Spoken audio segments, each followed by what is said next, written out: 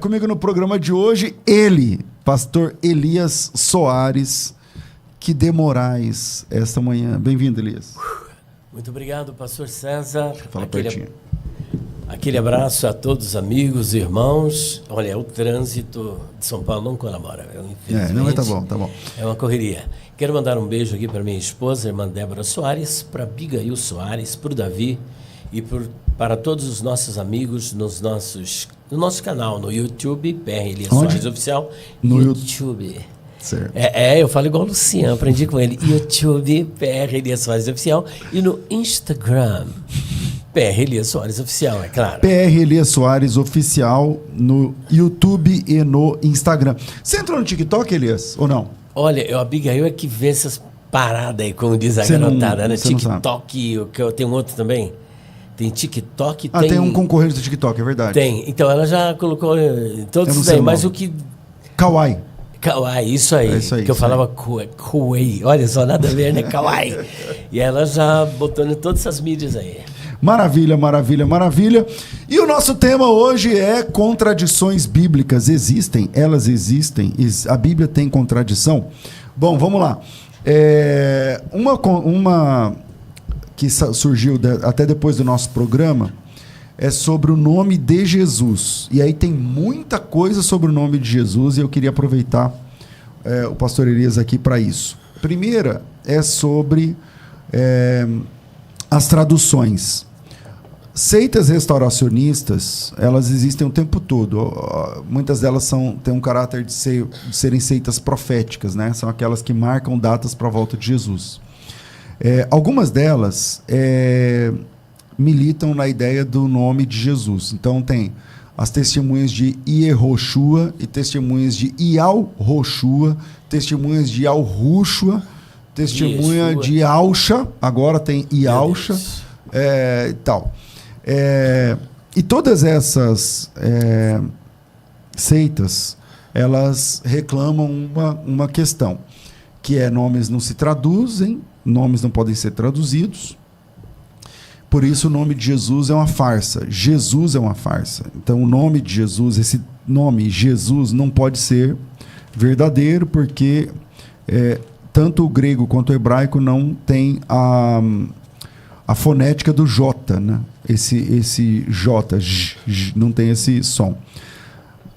E aí eles trabalham em cima de algumas verdades, por exemplo, é verdade que em hebraico não tem o som de J, nenhuma letra do hebraico tem o som de J, nenhuma letra do grego tem o som de J, esse som, essa fonética é posterior e tal. Então, antes de falar sobre... Porque tem também a polêmica de Jesus vai chamar Messias, é um nome, ou Jesus seria o nome? Qual é a tradução? Nomes não se traduzem. Quando o senhor vê essas pessoas falando sobre Ialcha, Iehoshua, Yeshua, Ial-Roshua, como é que a gente se comporta sobre isso e o nome de Jesus? Bom, vamos lá. O Filho de Deus, ele tem um nome, mas não apenas o nome. Nós entramos numa área bastante interessante, que é conhecida na área da linguística, mais precisamente na área da glotologia, que vem de glossa, língua, e logos, estudo acerca das línguas, que também recebe o nome de linguística.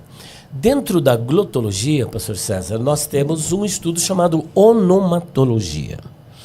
A palavra onomatologia, ela vem do grego onoma, que é a palavra grega para nome, mais logia, que vem de logos, que é estudo, mais sufixo ia. Logo, onomatologia significa a ciência dos nomes ou o estudo acerca dos nomes. E a onomatologia, ela assambarca vários estudos, como, por exemplo, a teonímia. A teonímia, que vem de theos, mais onoma, significa nomes divinos, ou nome de Deus. E quando falamos de nome de Deus, nós então incluímos todos os seres sobrenaturais, inclusive anjos também, por exemplo, Gabriel, Michael, que é o Miguel, o nome de Deus, o nome do Filho de Deus, o Espírito Santo, e também, curiosamente, visto que não é um estudo voltado para o meio evangélico, mas é uma ciência dentro da glotologia, faz parte também deste grupo de nomes, os nomes de seres sobrenaturais que também não constam na Bíblia.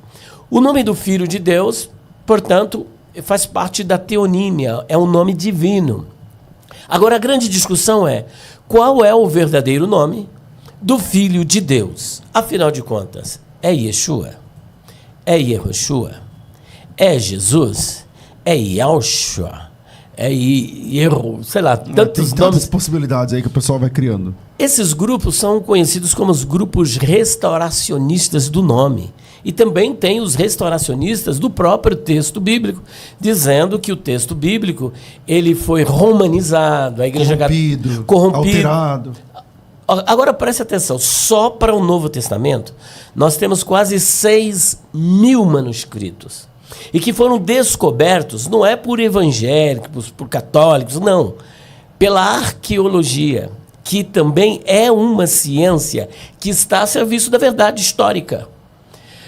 E como é que a Igreja Católica, durante 3.000 anos, 2.000 anos, quando nem sequer existia, que passaram a existir a partir do quarto século, ela mexeu nesses manuscritos que vêm sendo descobertos ao longo do tempo? Poxa, teria que ser, no mínimo, onisciente, onipresente. E o Novo e o Antigo Testamento? São dezenas de milhares de manuscritos encontrados. Portanto, eu não sou advogado da Igreja Católica. Mas uma coisa eu posso afirmar, isso é uma falácia. Não há como eles terem alterado. Ah, mas e os manuscritos mais aceitos? O que são esses manuscritos mais aceitos? É o texto crítico. O que é um texto crítico? Qualquer texto que tenha um aparato crítico é um texto crítico. Mas denominou-se texto crítico 3 dos principais: o Codex Vaticanos, que está lá no Vaticano, que até então a Igreja Católica arrogava ter o melhor texto e por isso ter a melhor interpretação, mas posterior a isso foi descoberto o Codex Sinaíticos e depois o Codex Alexandrinos e outros códex. Agora, o fato deles 3 serem os mais aceitos não significa que tudo que está ali é realmente como deveria estar, porque nós temos também os códex que foram encontrados, que são os códex bizantinos, os manuscritos bizantinos. E entre eles você tem, por exemplo, o textus recepto, o texto recebido, você tem a família 35, você tem o texto majoritário. Todos esses textos, eles perfazem um total de mais de 5.900 textos. E é curioso observar que muita coisa que estão escritas nestes textos não estão, por exemplo, nos manuscritos mais aceitos, mas que na tradução, por exemplo, eles apresentam, e não entre colchetes. Agora, existem também muitos registros nos códex esses que são descritos como menos antigos, que constam ali, não constam nos manuscritos mais aceitos. Bom, mas a questão não é manuscritológica, é sobre o verdadeiro nome do Filho de Deus. Então, primeira coisa, vamos lá. Nesses textos não há nenhum tipo de rasura, ou, vamos lá, nesses textos, ele está falando de textos na língua grega. Famílias de manuscritos diferentes, mas os textos são gregos. E esses textos, eles trazem o nome de Jesus em grego. Porque até hoje não foi descoberto nenhum só manuscrito, por exemplo, daquilo que eles batem o martelo e diz que Mateus foi escrito em hebraico. Seria o nome Matitiaho, que aparece com Matias, forma aplológica, né, de Matitiaho. Não existe um manuscrito advogando que o Evangelho segundo o Senhor Jesus escreveu Mateus foi escrito no texto hebraico. O que nós temos é a Brit Hadashah, que é o texto do Novo Testamento escrito em hebraico, que assim como a Septuaginta é uma tradução da Torá e do Taná, da mesma sorte, a Brit Hadashah é uma tradução do Novo Testamento, que é grego. Então, no Novo Testamento grego, como é que aparece o nome de Jesus? Bom, ele aparece como Iesus, e não como Yeshua. Nós dizemos que Iesus é a forma grecizada do nome Yeshua. Então, por exemplo, Iesus, muitos desses restauracionistas, eles procuram negar a realidade do nome Iesus, dizendo que ali não pode ser o nome do Filho de Deus, porque é o nome do Deus cavalo. Porque eles fazem uma amálgama, traduzindo Ie, que é a forma contraída de Yehová, que é Deus, mais Sus, que é cavalo, em hebraico. Isso em hebraico. Logo, Jesus seria cavalo. Deus cavalo. Só que Jesus, curiosamente, não é hebraico, é grego. Agora, você vai fazer essa assonância, o fato de uma palavra ter um som parecido com uma palavra no outro idioma, agora significa que você realmente está produzindo o que esse som quer dizer naquele idioma. A mesma coisa no latim, né? Quando eles falam, isso aí em latim é Deus, é porco. Não sei Justamente. O que, esse é o porco, alguma coisa assim. Então, vamos lá. Cada idioma tem a sua peculiaridade, portanto, Jesus, que é o Senhor é o Salvador, o Senhor salva, né? Ele salva. E da mesma sorte, Yeshua é a forma contraída do nome mais amplo, que ele sofreu uma contração do nome Yehoshua. Aí já é o hebraico. Que é o hebraico, que é um nome teofórico. O que é um nome teofórico? Tudo isso faz parte da onomatologia. O nome teofórico vem de Theos, que é Deus, e Forel, que é trazer. O nome teofórico, seja qual deles forem, são os nomes que trazem um elemento divino. Por exemplo, o meu nome, Eliar ou Eliarro, né? Ou Elial, né? Os judeus pronunciam Elial. Tem 2 nomes divinos que compõem este nome. Você tem El, que é o nome genérico, que fazia parte do panteão cananeu e da ideia de força, mas Iar ou Iarro, que é a forma contraída de Iavé, que sofreu uma aglutinação das vogais de Adonai. Então você tem Iavé é Deus ou Iavé é o meu Deus. No caso de Yeshua, depois do cativeiro babilônico, foi a contração do nome Yehoshua, que vem de Yeho, que é o nome de Iavé, mas Shua, que vem do verbo hebraico Yasha, que é salvar. Logo, Yehoshua significa Iavé é salvação ou Iavé salva. Vamos lá, tem aqui o Leandro Correia, ele está perguntando o seguinte: é verdade que o nome de Jesus era muito comum? O nome Jesus era um nome comum na época de Jesus? Isso é tão verdade que, por exemplo, no julgamento de Jesus, tinha ali um salteador, que Pilatos, também não sou advogado de Pilatos, mas Pilatos fez de tudo para que Jesus não fosse para a cruz. Porque o próprio texto diz, ele sabia que por inveja o haviam entregado. Tinham entregado. E a própria mulher dele, que não está, o que eu vou dizer agora não está na Bíblia.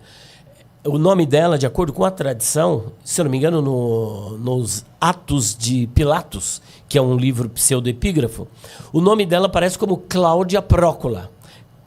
Cláudia Prócula, então, entra na audiência através de alguém e diz, olha, não entre na casa desse justo, porque por ele eu muito sofri.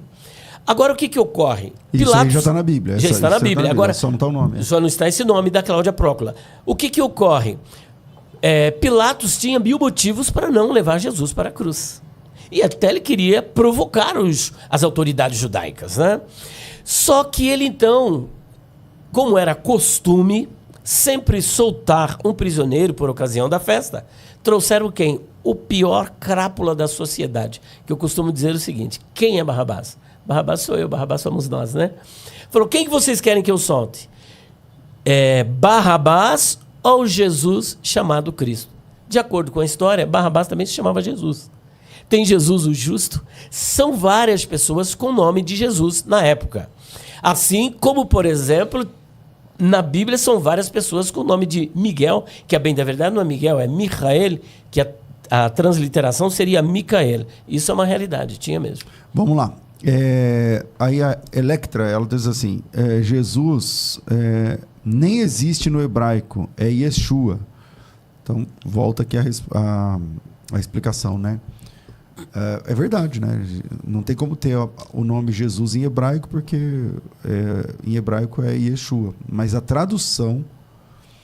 Pessoal, é o seguinte, quando a gente era pequeno, lá em Barbacena, contaram pra gente uma história que nomes não se traduzem.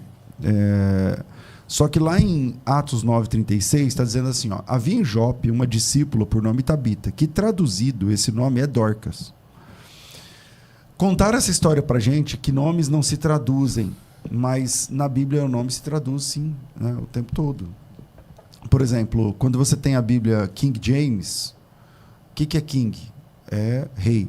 O que é James? James é o nome para Tiago. James é em inglês, Tiago é em português. Assim, que por sua vez, Tiago vem de Jacobos, que é grego, que é Jacó, que por sua vez em hebraico é Yaakov.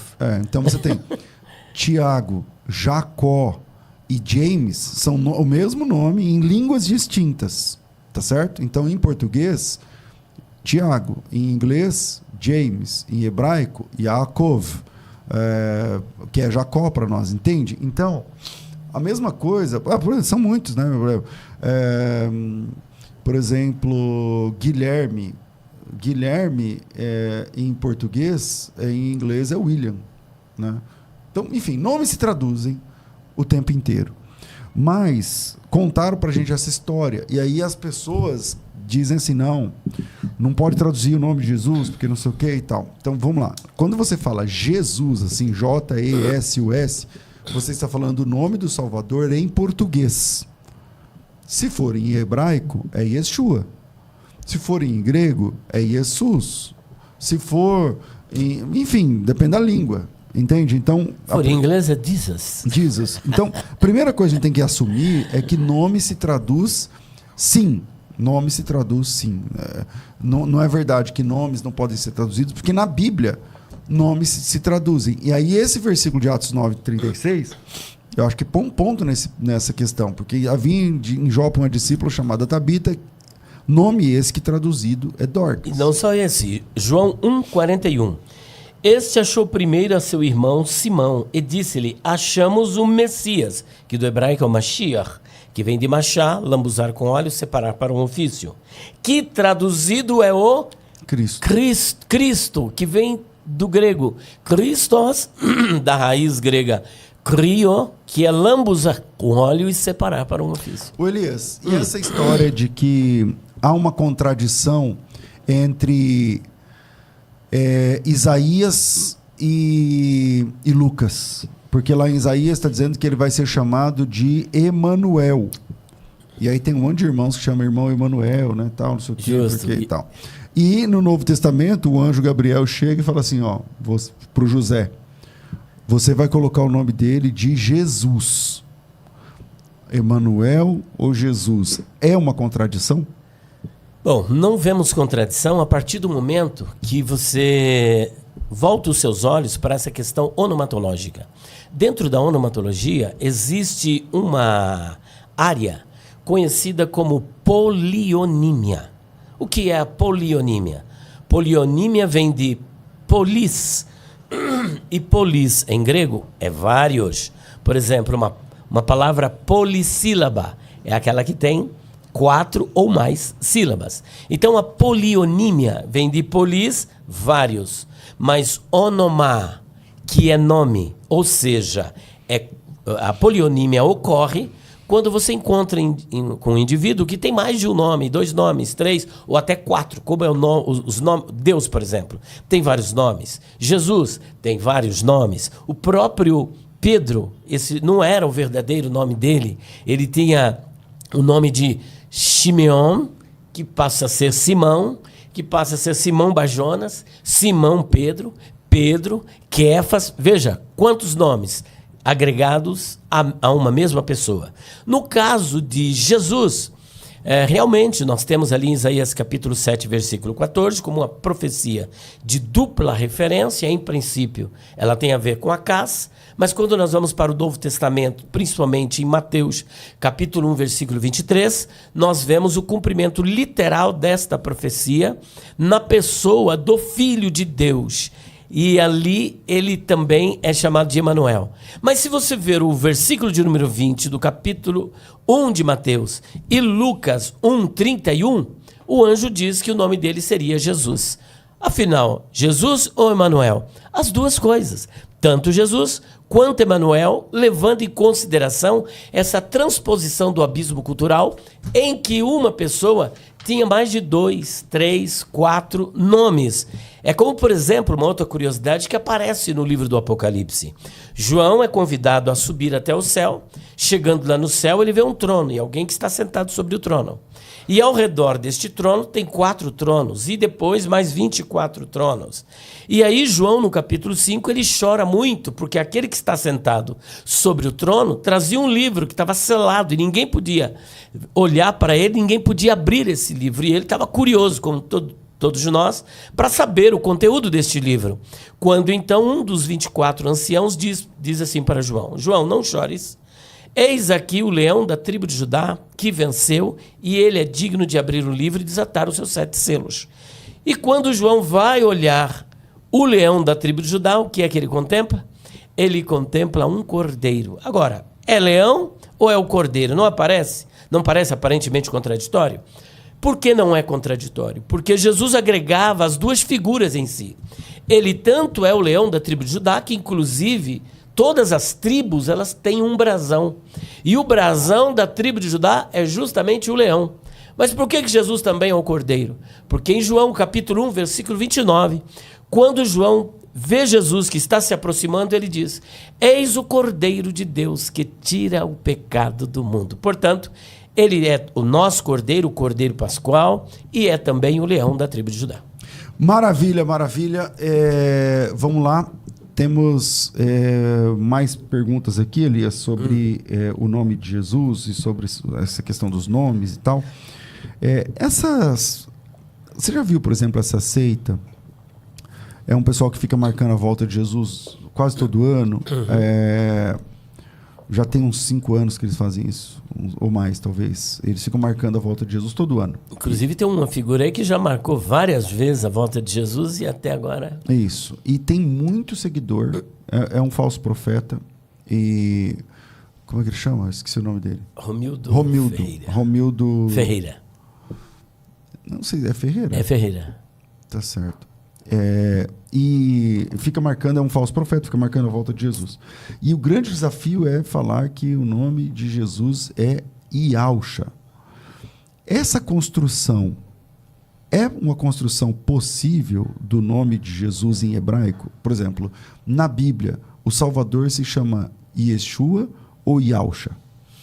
Então, nós não temos assim, no texto hebraico, nada que aponte para essa realidade. Pode ser algo meio parecido, né? Que Ial, que pode ser uma forma contraída, né?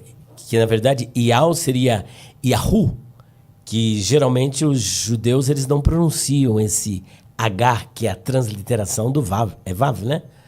É do Vav. Não, o H é do vamos lá. Y seria o A embaixo, aí depois o H. Isso, que seria o Vav, né? Que é uma transliteração, né? Então, não. Mas não dá o não Vav. Dá, né? Não tem dá. como ser Vav ali. Justo. Não tem como ser a letra Vav. É que assim, eu não sei, a minha percepção é que eles fazem... Primeiro eles têm algum tipo de revelação ou coisa parecida. Depois eles vão para o texto e tentam fazer o texto não, é o rei, não diz. eu estou fazendo confusão. É o W, que é a transliteração do Vav. Isso. Seria o rei.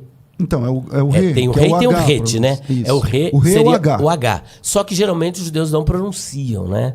Eles não pronunciam. Depende, se eles forem judeus da Espanha para cá, eles não pronunciam, que é a maioria. Os sefaraditas.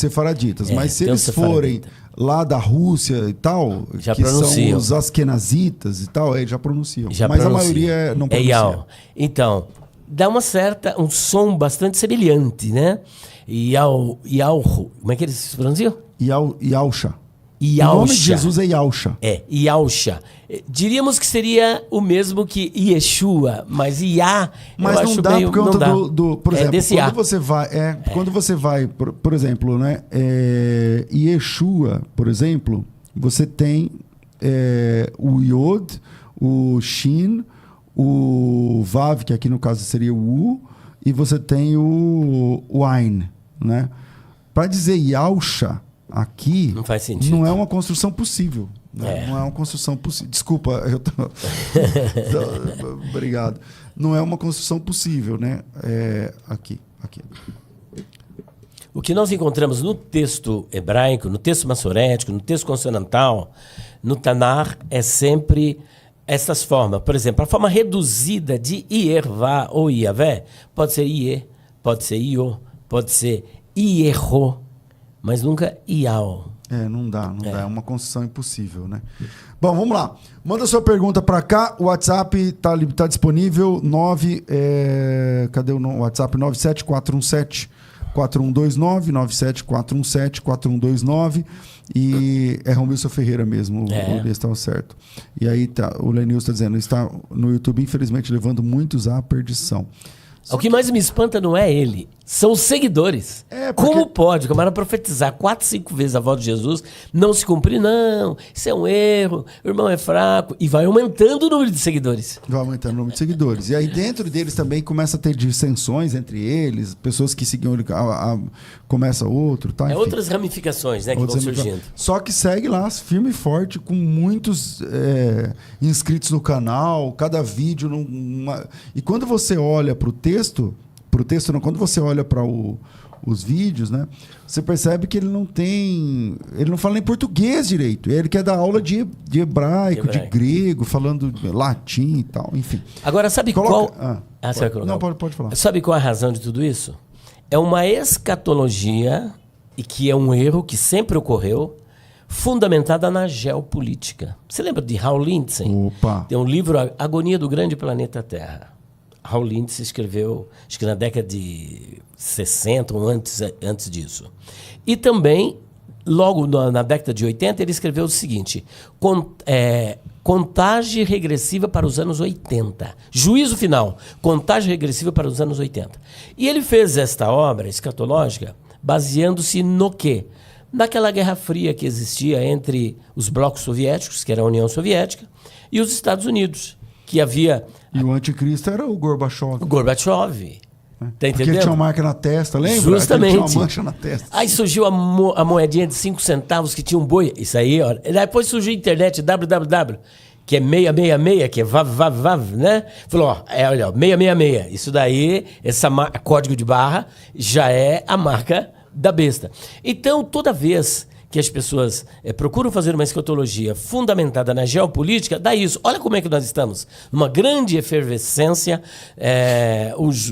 as guerras que estão ocorrendo, e quantas pessoas vão para a internet. Inclusive, tem aqueles escatólogos de plantão. Acontece qualquer coisa. Rússia, China, Irã, Israel estupindo o Armagedon. Jesus já está voltando. Eles vão para a internet já para dizer que é a volta de Jesus. Aí não acontece nada, eles desaparecem com a mesma velocidade que apareceram. E algumas pessoas, inclusive sérias, abraçam de vez em quando. Abraçam.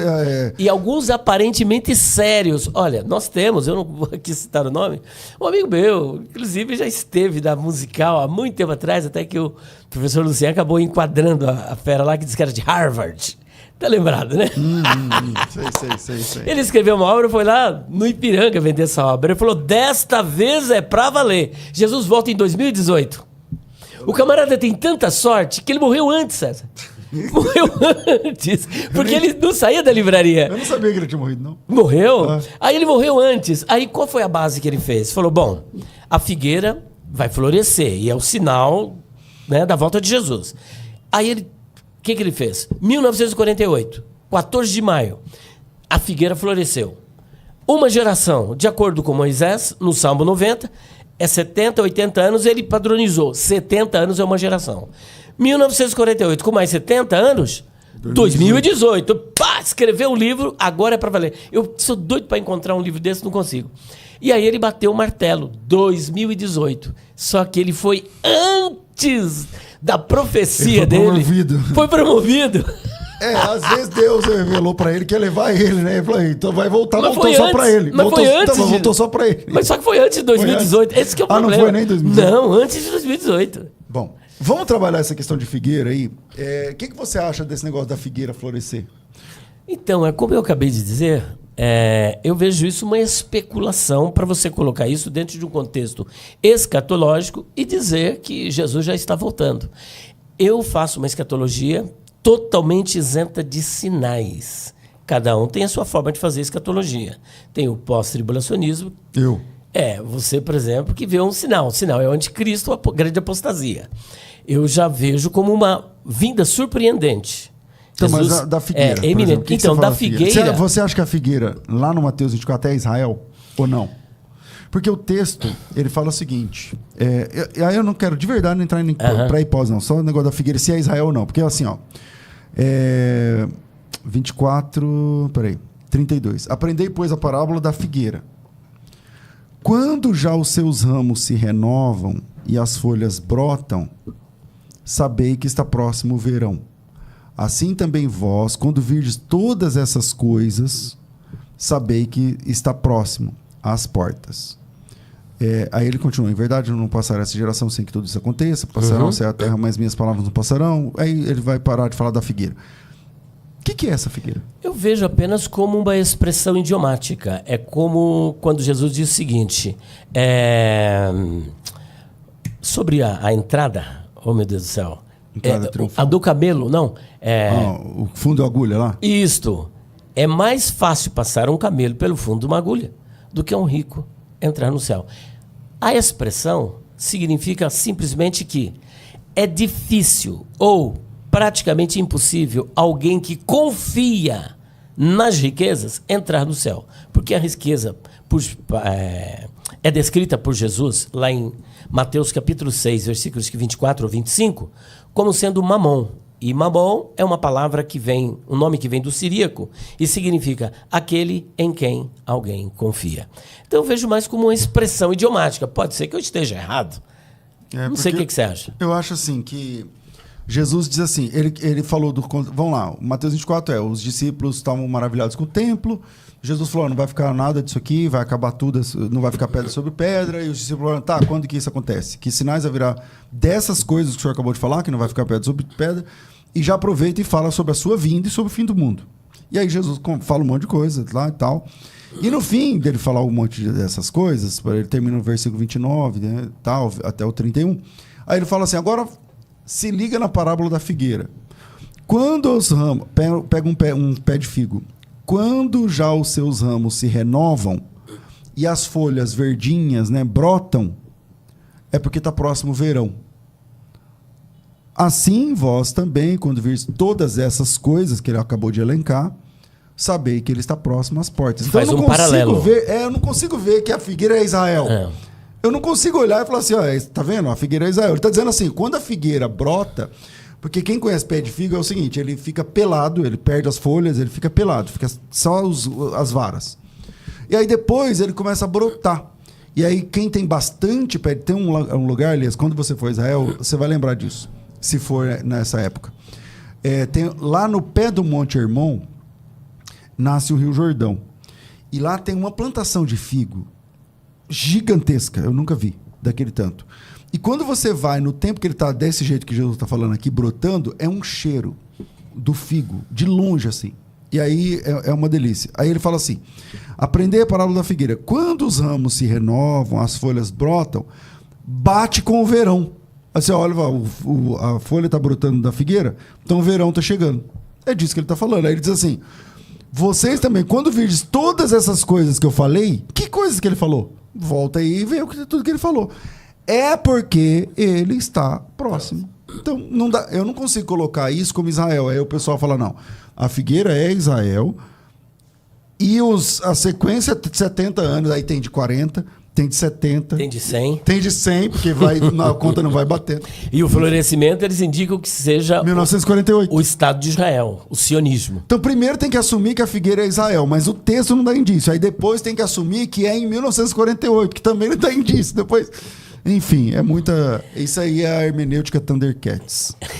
É o pessoal que tem a visão eu fujo além da de geopolítica. E falando de geopolítica, agora o presidente da França lá, o Macron.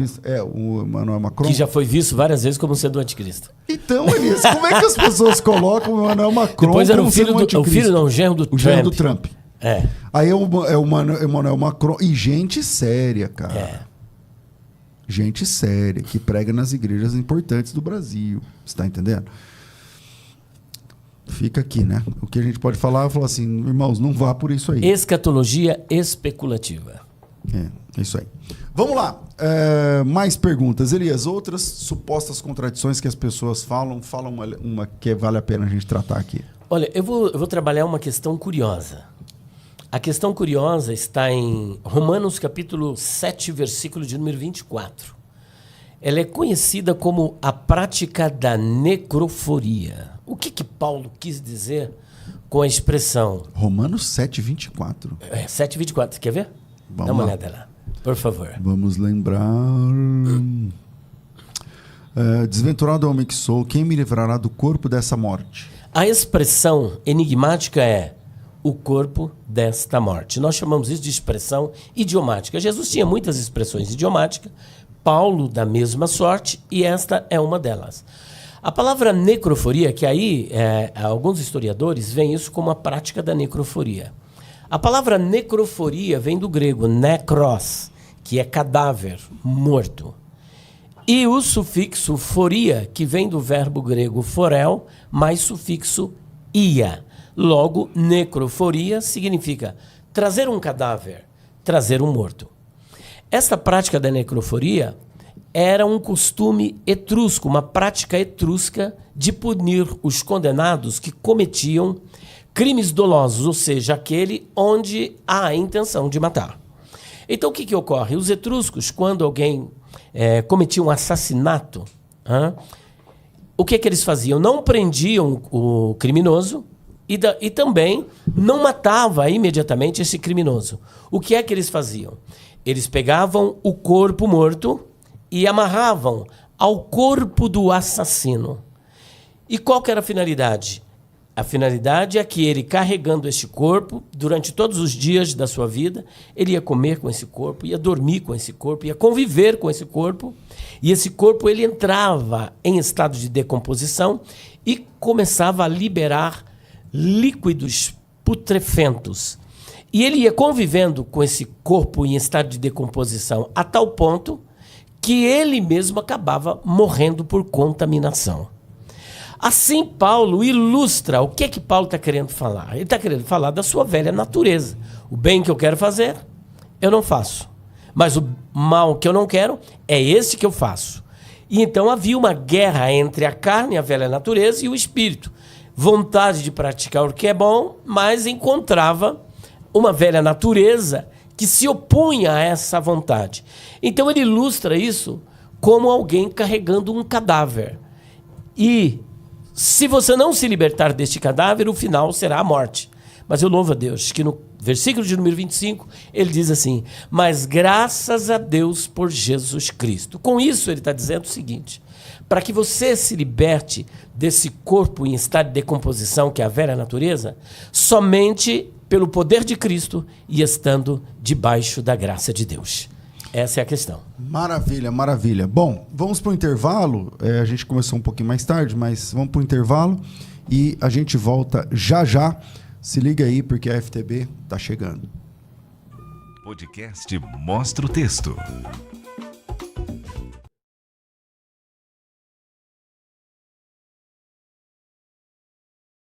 Volta com o nosso podcast Mostra o Texto e a FTB está chegando. Desde quando começou o podcast Mostra o Texto, nós trouxemos aqui uma opção, uma possibilidade, né? Você vai fazer a sua inscrição na FTB, vai começar a estudar teologia na Faculdade Teológica Bethesda. Será... eu estou trazendo aqui sempre a formação plena, a formação completa em teologia, tá? Mas há uma possibilidade também. Ao invés de você fazer a formação plena, deixa eu pegar aqui. A formação plena tem os 3 níveis, né? Fundamental, intermediário e avançado. Isso aqui é o fundamental. Mas se você quiser se inscrever somente no fundamental, são 18 meses. Você paga 12 e não paga mais os outros 6 meses, tá? Você paga 12 mensalidades. O valor é R$ 75,00. Parece brincadeira, né? O valor é R$ 75,00. O material didático que está nas minhas mãos está incluso nesse curso. Você não tem que pagar matrícula, você não tem que dar entrada, você parcela no seu cartão 12 de 75. Se você quiser pagar mais rápido, né? Dá para fazer. Você paga aí da forma que você precisar. Se você quiser pagar, coloca na tela aí a página de novo, porque lá tem uma promoção para quem quiser pagar à vista. Ao invés de você pagar 12 parcelas de 75, você paga 750 à vista, tá? 12,75 dá, eu não sei quanto dá, O Elias que é bom de conta. 12,75. 12,75 vai dar 900. Tá. Ao invés de 900, você paga 750 à vista. Então tem aí uma boa oportunidade para quem quer pagar à vista. O material didático que está aqui na minha mão está incluso, tá? Não tem que comprar à parte. Junto com o material, você tem audiobook. A FTB foi primeira em várias coisas. Em várias questões, a FTB foi a primeira. Uma delas é colocar um material num único volume, depois oferecer estágio supervisionado, enfim. Agora a FTB é a primeira em colocar audiobook. Você vai clicar, apertar o play, você vai ouvir o material didático. Você não vai ouvir palestra no coisa do YouTube, não. Você vai ouvir a narração do seu material didático. Quer dizer, você não precisa nem ler todo o material. Você pode apertar o play e você vai ouvir a leitura do material didático para te ajudar lá na sua formação. Mas isso é uma vantagem. Lá tem mapas mentais do lado de isso aí, mapas mentais. Do lado é o quê? Lá você tem mentoria teológica, essa é comigo. Todo mês você senta comigo ao vivo na mentoria teológica. Todo mês você tem conteúdo extracurricular liberado dentro da plataforma. Na parte de baixo, debates. Lá no último de baixo. Debates teológicos. A FTB é a única que produz, então você tem os debates teológicos. Do ladinho, plantão teológico. Você fala com o seu professor. Do ladinho, você tem estágio supervisionado na FTB. Estágio é de graça. E do lado, você tem as videoaulas. Gente, isso não é tudo. Por exemplo, você tem na FTB a secretaria disponível para você durante segunda a sexta-feira, das 9 às 18 horas. Você consagrado tem que ter comprovante de que eu estou fazendo um curso de teologia. A FTB te fornece. Então, tudo isso disponível para você. Se você fizer a inscrição no Fundamental, é 75 contos por mês. São só 12 pagamentos. Você estuda 18 meses e paga 12 mensalidades. Quer pagar à vista, tem desconto. Agora, se você optar pela formação plena... Peraí.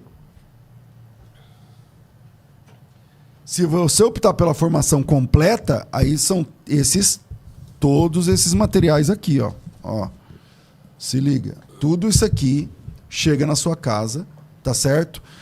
Pelo correio.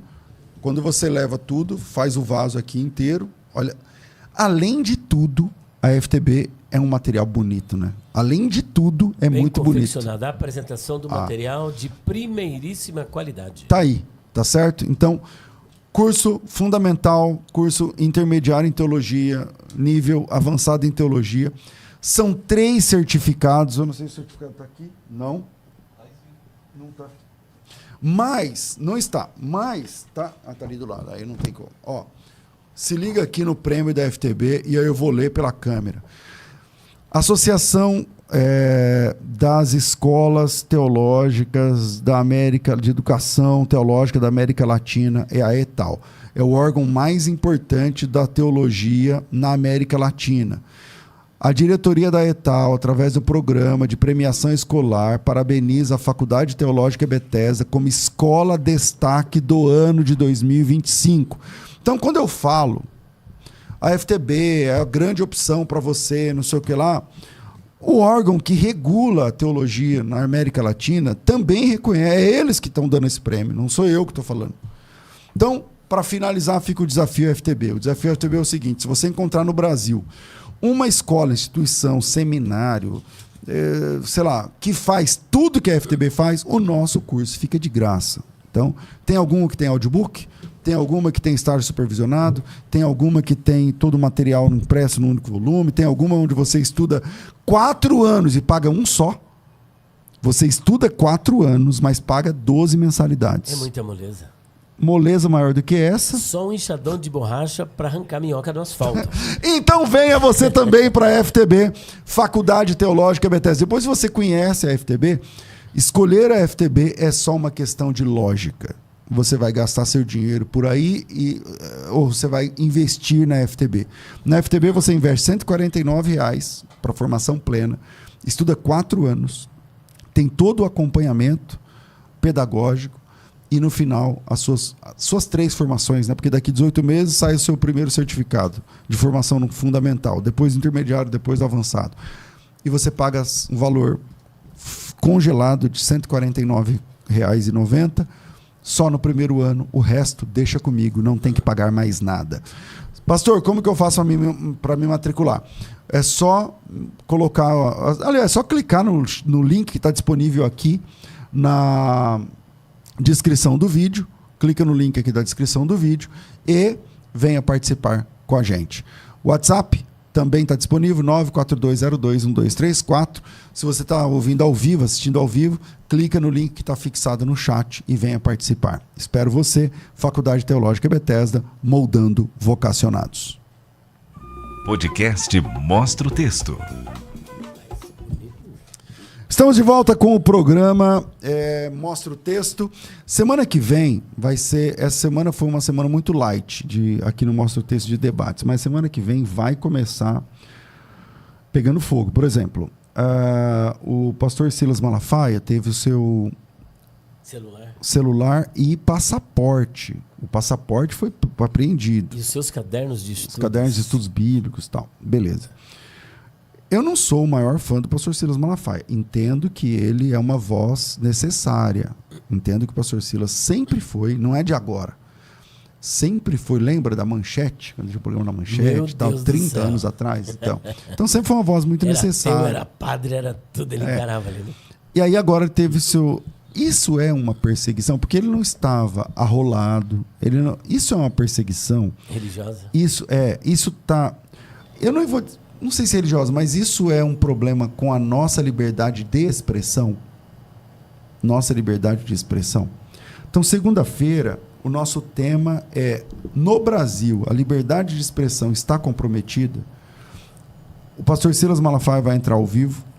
Ele não vai vir pessoalmente, mas vai entrar ao vivo. O Lucas Pavinato acabou de confirmar que vai estar com a gente. Quem mais? Pastor Henrique Bravo, que é o pastor do pastor Silas Malafaia da igreja aqui no estado de São Paulo, também já confirmou. E também a Sonaira, ela confirmou e agora ela falou que tinha outro compromisso em cima, ela está tentando rever. Mas também já está confirmado o Rodolfo Mariz, lá da Jovem Pan. Então, Rodolfo Mariz, pastor Silas Malafaia, o Henrique Bravo, o Lucas Pavinato, esses já estão confirmados. Então, segunda-feira, abemos o nosso debate aqui, e eu acho que vai ser muito importante. Na terça-feira, nós teremos o pastor Matheus Rangel e o reverendo Samuel Ribeiro. Ministério Pastoral Feminino. Está na Bíblia? Uau. Então, o pastor Matheus Rangel vai defender que sim, o reverendo Samuel Ribeiro vai defender que não. Estou dando aqui uma palhinha só, mas vamos voltar aqui, porque senão... Na quarta-feira, vai ter o Dr. Braz Gondim, que é psiquiatra, enfim. Vai ser bem legal aí, a semana que vem, aqui no Mostra o Texto. Se você não se inscreveu ainda no canal, se inscreva no canal. Eu e o pastor Elias, a gente podia estar matando, roubando ou destruindo, ou vendendo o nosso corpo. Mas estamos aqui humildemente pedindo para você se inscrever nesse canal. Ou poderíamos estar aí pelas madrugadas fazendo investigações, mas estamos aqui humildemente pedindo para você se inscrever no canal. O meu canal é César Cavalcante, o seu é qual, Elias? PR Elias Soares Oficial. Elias Soares Oficial. Então, se inscreva no canal PR Elias Soares Oficial. O que acontece lá no seu canal hoje em dia? Nós temos ali muitos vídeos, né? Eu tinha algumas reproduções que eu fazia de debates, mas eu tenho muitos vídeos resolvendo questões polêmicas, lives, é mais o que eu trato no canal. Legal. Ô, Elias, você podia fazer também algum programa legal, uma vez por semana, né, mano? Tipo assim, produzir um programa legal. Se quiser ajuda, com certeza. Tamo junto. Opa! E vamos lá, voltamos aqui. Elias, outra pseudo-contradição que o pessoal aponta. Quando nós estávamos falando acerca de Jesus, eu esqueci de trazer aqui uma curiosidade, um mistério aqui. Um mistério, legal. É um mistério. Eu não sei se o pastor está sabendo, são pesquisas que eu fiz. Eu recebi uma revelação, né? Não sei se você acredita. Acredito em revelação. Então eu também acredito. Que Jesus vai mudar de nome. Por causa do Apocalipse lá? Do texto do Apocalipse? É isso? Então, quando eu falo isso em algumas escolas, o pessoal fica assustado. Mas é verdade, é um texto. Mas é verdade. E tem outra curiosidade. E o melhor é que Deus não revelou só para Elias, ele revelou para todo mundo. Mas nem todo mundo tem acesso. É, isso aí. Agora, mais grave do que isso ainda, que assusta, é que eu vou me assentar no trono dele. No mesmo texto. Você também vai? Você também vou. Você também vai. Então, muitas pessoas se assustam quando eu digo, rapaz, às vezes eu faço uma palestra em igrejas cujos nomes eu vou deixar no anonimato. Não vou declinar. Não vou declinar. Os pastores ficam me olhando. Depois, no último dia, eu deixo para o último dia da festa. Eles ficam me olhando assim, falando, meu Deus, será que eu trouxe um herege? Dizendo que Jesus vai mudar de nome. E depois que ele vai se assentar, o último que tentou se assentar, deu ruim. Despencou. É. Essa história de que Jesus vai mudar de nome, como é que é essa história? Bom, vamos lá então. Apocalipse capítulo 3, versículo de número 12. Olha só que interessante que está escrito aqui, né? Porque os nomes, na época de Jesus, os nomes significavam 3 coisas. Porque o nome para os judeus, pastor César, eles não eram apenas um apelativo, um designativo de pessoa ou coisa. O nome estava inextricavelmente, ou seja, intimamente vinculado com a pessoa do seu portador. Então, no que diz respeito aos nomes teofóricos, ou melhor, aos teônimos, aos nomes divinos, os nomes refletiam o traço do caráter da pessoa, da divindade. Então, o nome na época de Jesus representava 3 coisas. Primeiro, o nome significava a pessoa. Segundo, o nome significava tudo o que sabemos a respeito da pessoa. E em terceiro lugar, o nome significava a pessoa efetivamente presente. E é por isso que é no nome de Jesus que somos salvos, no nome de Jesus que somos batizados, no nome de Jesus que há o batismo com o Espírito Santo, e é no nome do Senhor Jesus Cristo que alcançamos a salvação, porque não há outro nome. Mas lá no céu não precisamos do nome para ser salvo, para repreender demônio, não precisa de nada disso. Mas este é o nome que foi dado a ele, que está acima de todo nome. Não obstante, a Bíblia registra que haverá uma mudança de nome. É bem possível que este nome, que agora o porquê e a razão não está revelado, mas aqui é uma conjectura dentro da perspectiva onomatológica, que ele tem a ver com a nova realidade que estaremos vivendo em relação a Cristo. É como nós, por exemplo, aquele que vencer, de acordo com Apocalipse 3, versículo 5, se eu não me engano, vai receber uma pedra branca. E na pedra um novo nome que ninguém conhece, senão aquele que o recebe. Por que essa mudança de nome? Tem tudo a ver com a nossa nova realidade ali no céu. Da mesma sorte, Jesus tem uma nova realidade no céu. A realidade pré-encarnação era uma, e pós-encarnação é outra. Na pré-encarnação era a divindade em espírito, e diga-se de passagem, Jesus não é a mesma pessoa do Pai. Inclusive, nós citamos aqui que João, quando ele sobe lá no céu, ele vê um trono e quem está assentado sobre o trono é o Pai. E, de repente, aparece o leão da tribo de Judá, que é o cordeiro, que não é outra pessoa senão Cristo, porque é aquele que foi morto, e o único que foi morto é Cristo, que toma o livro da mão daquele que está sentado sobre o trono. Portanto, temos 2 pessoas. Logo, não pode ser a mesma pessoa. E então, o que ocorre? Nós estaremos vivendo uma nova realidade. O próprio Senhor Jesus está numa nova realidade, com o corpo glorificado, ali no céu. Ele não é mais só espírito, mas é a única pessoa do universo, dos céus e da terra, e a única pessoa da Trindade que possui uma natureza teantrópica. É uma nova realidade. Maravilha. É uma nova realidade, né? Agora, onde é que está escrito isso? Capítulo 3, versículo 12 de Apocalipse. A quem vencer, eu farei coluna no templo do meu Deus, e dele nunca sairá. E escreverei sobre ele o nome do meu Deus, e o nome da cidade do meu Deus, a Nova Jerusalém, que desce do céu. E que mais? Do meu Deus, e também, aí vem, o meu novo nome. Agora, outra prova de que o filho não é o pai não é o filho, é essa promessa que ele fez a cada um dos vencedores. E quando eu digo que eu recebi uma revelação, é porque eu faço distinção entre inspiração, revelação e iluminação. A inspiração, somente os autógrafos originais. Somente os escritores originais receberam inspiração. Então fala, nossa, hoje pastor César pregou inspirado pelo Espírito Santo. Não, se pregou inspirado pelo Espírito Santo, essa pregação se torna norma para o mundo inteiro e para todas as épocas. Aquela pregação era para uma igreja local. A inspiração, o theopneustos, o sopro divino, somente os autores do texto sagrado. Agora, o que é revelação? Revelação é o fruto dessa inspiração. Eles foram inspirados para escrever esse livro, que é a revelação. Deus, diz Paul Hoff, a prova inequívoca do amor divino é que um dia ele se revelou ao homem. E essa revelação ficou registrada na Bíblia. Portanto, a Bíblia é o livro da revelação do projeto de Deus, do próprio Deus. O programa de Deus está aqui, revelado. Portanto, a Bíblia é a revelação de Deus e, portanto, é a palavra de Deus, inspirada pelo Espírito Santo. É a verdade. Terceiro, você tem, primeiro, inspiração, segundo, revelação, e agora você tem iluminação. Os autores originais, inspirados pelo Espírito Santo. Produziram o quê? A revelação, que é isso que está aqui. Agora, eu entendo toda a revelação? Não, eu preciso ser iluminado para entender. Esta iluminação é o entendimento que você tem quando você vai para o texto sagrado e você consegue extrair do texto, e aí você tem uma área da teologia exegética chamada exegese, que usa como ferramenta teórica a hermenêutica. Enquanto a hermenêutica é a teoria, a exegese é a prática. No campo natural da pesquisa, você vai fazer uso de todas as ferramentas, transposição do abismo cultural, voltar ao passado, entender o livro como o que o Espírito Santo naquela época quis comunicar.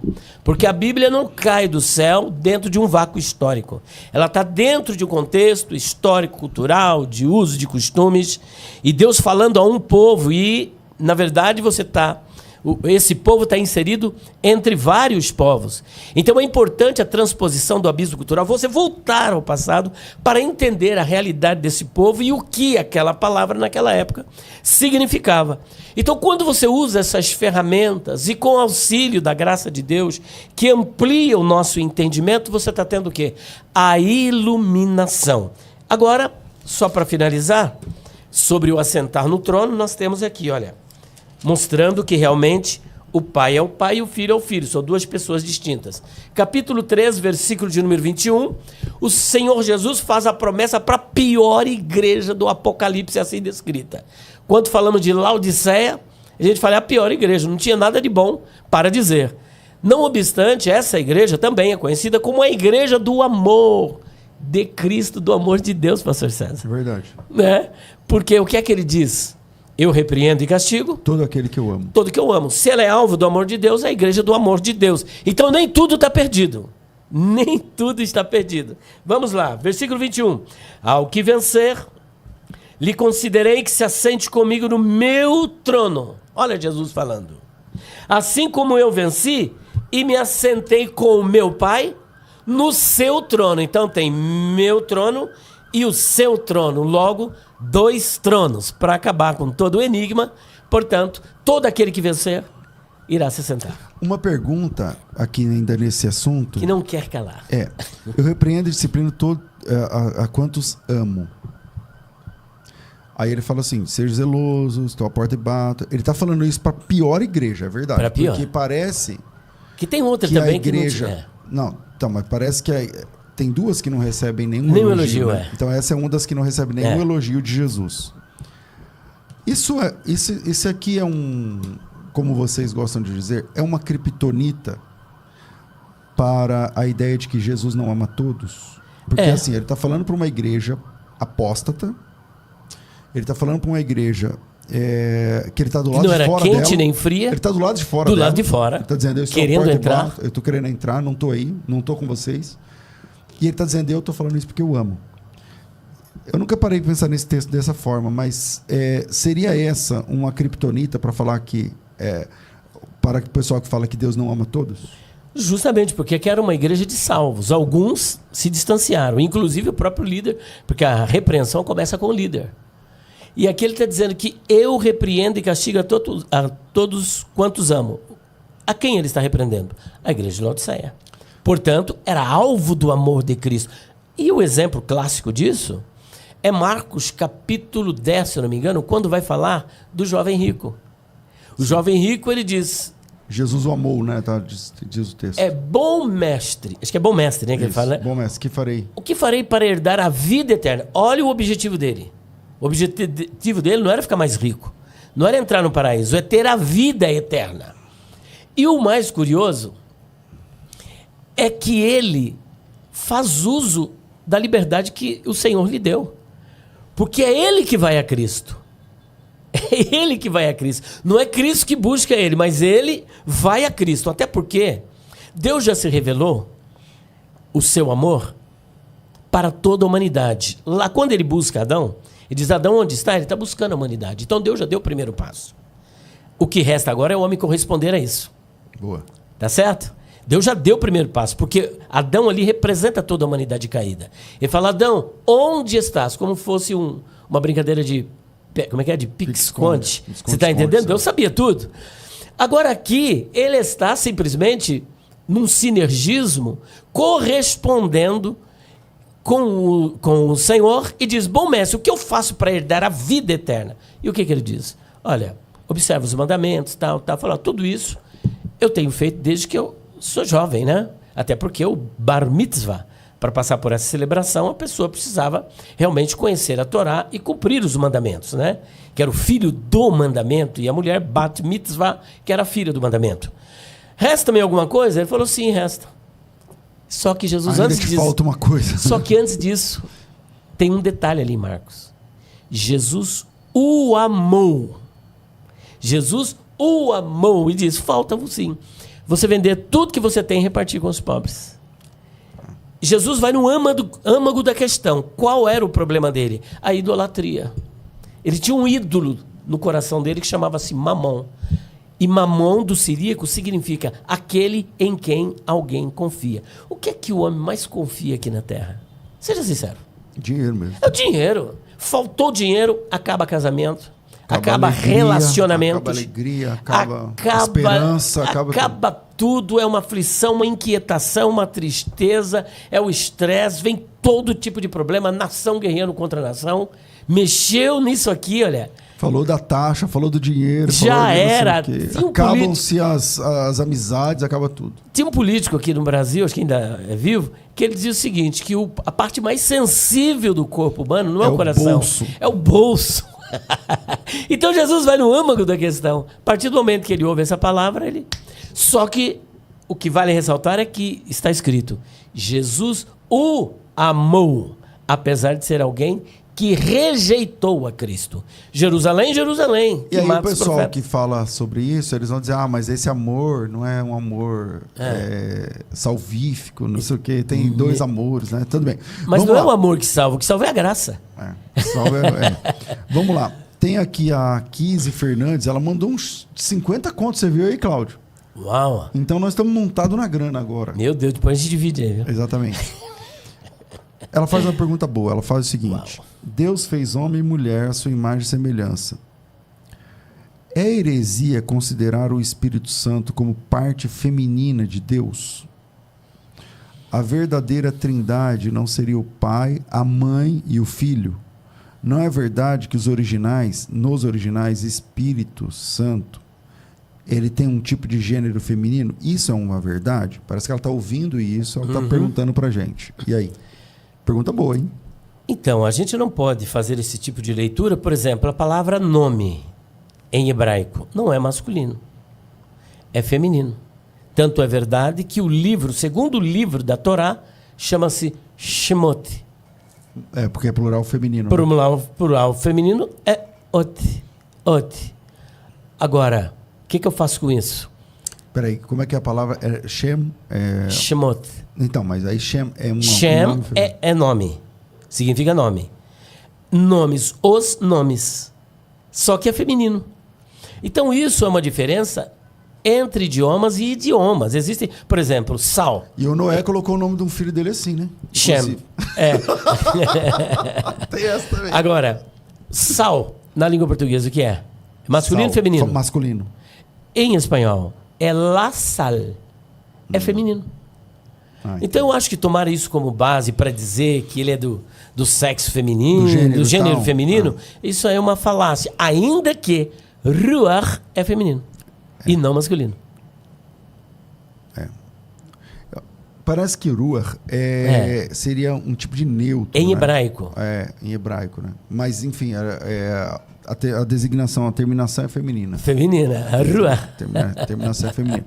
Na história, na igreja... Mas são 3 pessoas. Na igreja oriental, a minha percepção é que a igreja oriental ela tem uma pneumatologia muito mais densa do que na igreja do Ocidente.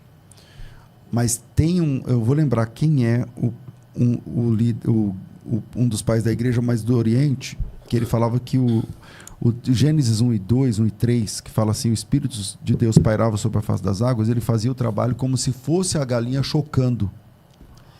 Aí, quem foi que falou isso? Então, essa leitura é Lawrence Johnson e tem também outros teólogos. Mas Lawrence Johnson é agora. Eu estou falando um pai da igreja. Ah, tá. Eu não vou lembrar quem é, mas pode concluir. Então, essa interpretação, ela está fundamentada na teologia do gap. Gap, né? Acho que isso, é gap. Do gap ou da teoria do intervalo.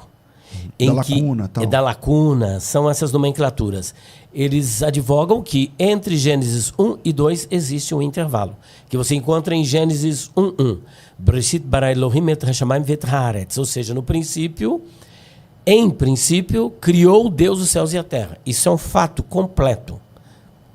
Só que aí, no versículo 2, você tem, e o Espírito de Deus, veru Elohim, pairava sobre a face das águas. Então a interpretação é de que ele estava de que ele estava reconstruindo. Mas acho que, Elias, esse aí já é o verso 3, não é? Deixa eu ver. Não, acho que é o 2. No princípio criou Deus os céus e a terra. O 3 já é. A terra Vaiomer sem forma e Elohim, vazia já é o 2. Vai rior. Vai rior haja luz é no 3. O 2 é... Então, 2, vamos lá. A terra... tá, verdade. A terra sem forma e vazia. E havia sobre... a segunda parte do capítulo do verso 2. Isso, Torvavohu verrocheral peneteron veru Elohim. Ou seja, e o Espírito de Deus pairava. Aí esse pairava é como se uma galinha estivesse sobre os ovos chocando para trazer a existência, ou melhor, transformar o caos. Porque a teoria é a seguinte, que Deus criou tudo perfeito, inclusive lá no versículo número 31, ali é Tov Meod, né? Tudo muito bom. E que Deus criou tudo perfeito. Logo no versículo 2, que havia trevas sobre a face do abismo, e Torvavos, aí a interpretação é de que havia um vazio enorme, havia vacuidade, informidade. A interpretação é de que alguma coisa aconteceu entre Gênesis 1 e 2 para que a terra se tornasse sem forma. Mas, a bem da verdade, ela era informe. Ela estava em fase de construção. Porque Deus poderia muito bem dizer o seguinte, haja tudo. Mas ele foi gradativamente, porque eu acredito que os 7 dias da criação são 7 dias literais e não dias eras. Que aí é a teoria da Terra Antiga e a teoria da Terra Nova, né? É a questão da TDI. Qual você defende? A Terra Nova. A Terra Nova e não a Terra Antiga. Porque essa Terra Antiga, eu penso que é uma tentativa de compatibilizar a Bíblia com a ciência. Porque assim, o bombardeio... a teoria da lacuna. Justamente. Você já defendeu a teoria da lacuna? Já, há muito tempo atrás, que é o que a gente aprendia no início. Você vende pelo preço que você comprou, né? Justamente. Então, mas tem muitos teólogos que ainda continuam defendendo isso, né? Mas quando você para analisar, você vê que não... Que aí o Satanás caiu do céu. Não, tudo que não tem saída fica dentro desse buraco. Isso, A verdade é os dinossauros. Justamente. Estão aí dentro. A queda de Satanás está aí também dentro. da mesma sorte. Bom, a gente tem que terminar o programa, senão a gente vai ser mandado embora. Elias, bem-vindo sempre aqui. Quem quiser os seus materiais, como é que faz? Aquele dia teve alguém que quis? Teve. Então vamos lá, quem quiser. Hoje está faltando o volume 4. Está faltando. Está esgotado.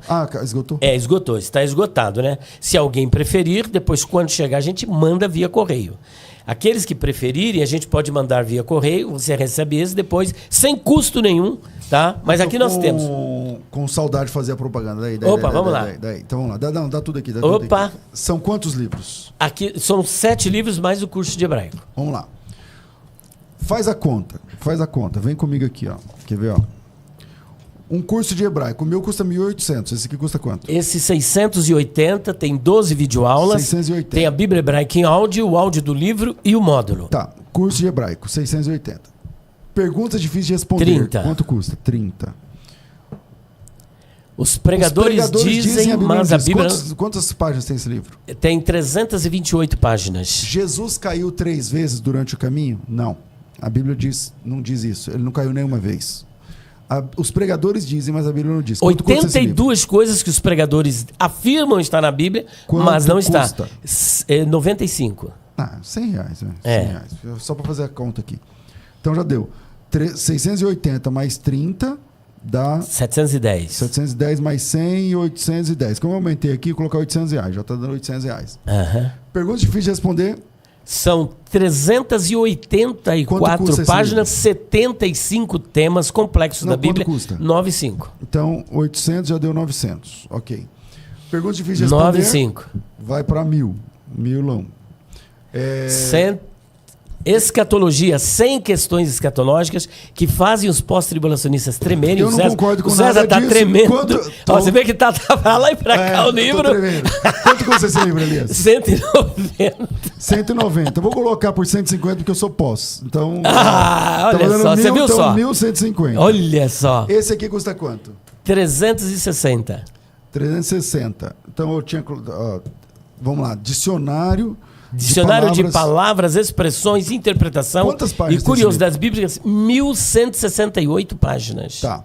Quanto custa mesmo? 360. E esse outro aqui tem 360. 490 páginas. Já está dando uns R$1.500 aqui. Tá dando uns R$1.500 aqui. De 1.500, você vai fazer por quanto?